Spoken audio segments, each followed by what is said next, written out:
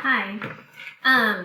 So in talking about motivation and keeping my motivation as an educator, the first question that we're looking at is, which do you think is more important to maintaining motivation for the job? Is it intrinsic or extrinsic motivation? And I would say most definitely intrinsic motivation, which is what research supports, and we'll look at here in a minute. While both are important, intrinsic motivation is what will keep us going when things are difficult, when we're maybe not getting those intrinsic helps from administration or parents or students themselves. We need the intrinsic motivators to keep going. So in one of our articles that was titled From Surviving to Thriving, they say teachers' attitudes, beliefs, values, and dispositions have a powerful influence on why teachers teach and why they remain in the profession in spite of difficult conditions that test their resolve. Because any of us who've been in education for any time at all know that that resolve will get tested, because things do get difficult in schools and in life, period. So we need more than the external to keep us going. We have to have that within us. But they did mention some different things that can help. And in fact, at the beginning of the article, in the abstract, it says that policies and practices at the school and district levels and attitudes and actions on the part of teachers themselves sustain teachers' energy and commitment to keep going. They went on to say that to change the nature of professional development, schools should give teachers choices, encourage partnerships, and foster an open climate. And meanwhile, teachers should learn about themselves, learn about their students, and develop allies. And all these were important to really going the distance in education.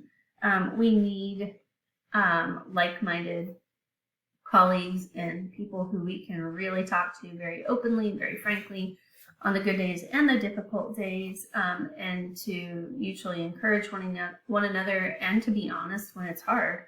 And so, but that support and, I guess, belief that we're capable of doing our jobs well from administration is also very important. Sorry, I'm looking for my next quote.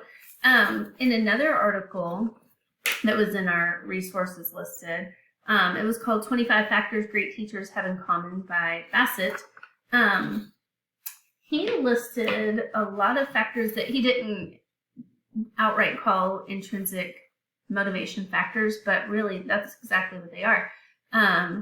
Teachers who are considered great teachers, who obviously continue, they're doing this because they love kids, they want to mentor them, they know kids and how to motivate them, they advocate for them, they empathize with them, they want to stay current, they want to do the best for their students, they want to collaborate with colleagues and grow. And all of that, to me, points to a very intrinsic motivation. Granted, it could have extrinsic factors, but to do that over the long haul, I believe, comes from very intrinsic motivation. We care about our students. We believe in what we're doing, that we're making a difference.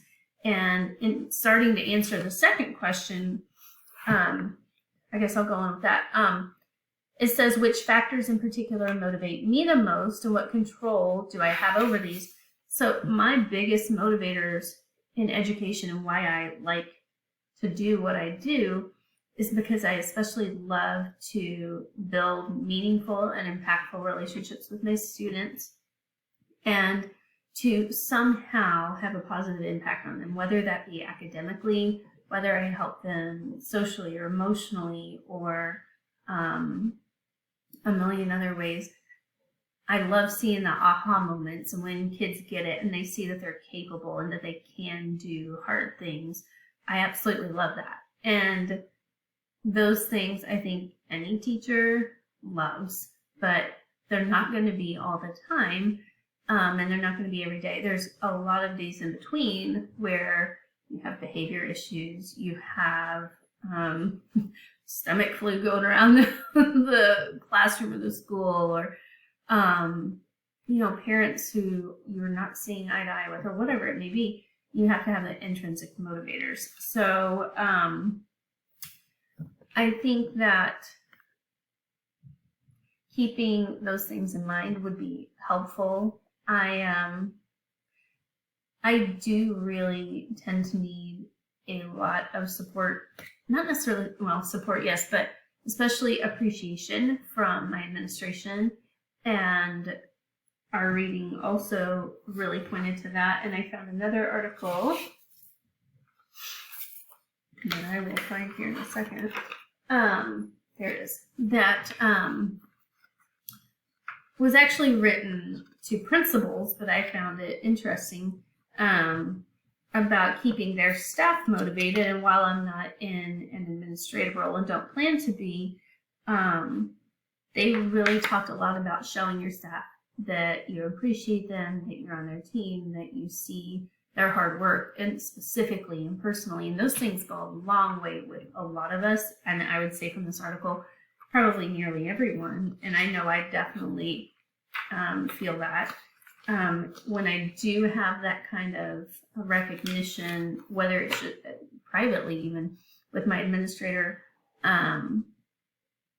that goes a long way in motivating me to do my job in a way that I feel backed. I feel just appreciated. So I think we're all probably that way as humans. And so I think that's very important to me and probably to everyone.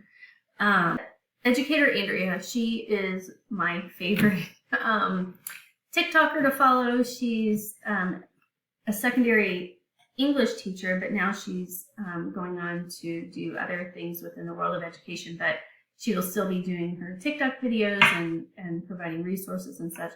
And she uses satire to draw attention to real world issues within education, and also to make teachers feel seen and heard, and to just laugh because they're hilarious reels.